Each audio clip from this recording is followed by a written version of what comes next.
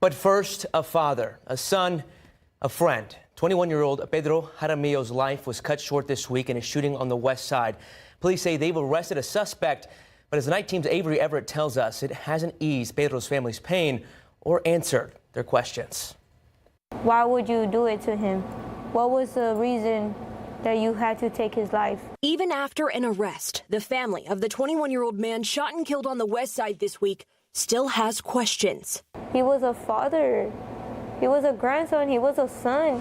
I think he was a better dad than what I was. Pedro Jaramillo died on Monday. San Antonio police found him shot multiple times across his body on North Colorado Street. Witnesses told SAPD they saw 3 to 4 suspects run away on nearby train tracks. It was hours later his family finally learned what happened. I lost my mind. I don't wish that for no parent to go through that. The day after the shooting happened, an arrest warrant affidavit says the suspect, 23-year-old Dominic Juarez, called police and turned himself in with a handgun. The affidavit says Juarez told officers he was drunk and saw Pedro approaching with his hands in his pockets and slouched over. Juarez says Pedro yelled, and that's when he shot in self-defense. But Pedro's family says they just don't believe that story. I want justice for him. He was amazing. He was the happiest person. I could be myself around him. Miracle Rivas was Pedro's girlfriend. Together, they have a young daughter and a son on the way.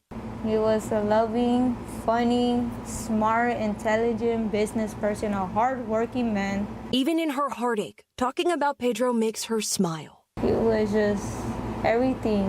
He was just happy. He was very excited to be a father. Through balloons and prayer, this family says they're trying to find a way to say goodbye.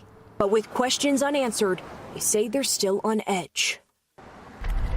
I'm going to say it again. On Monday, we heard from officers at the scene, specifically that witnesses might have seen 3 to 4 possible suspects leaving the area after the shooting. In that affidavit, the man arrested says he was with friends that night. So today, we asked SAPD, are you looking into possible other suspects or anyone else who could be involved? We were told by a spokesperson that this is still an open and active investigation. John Paul.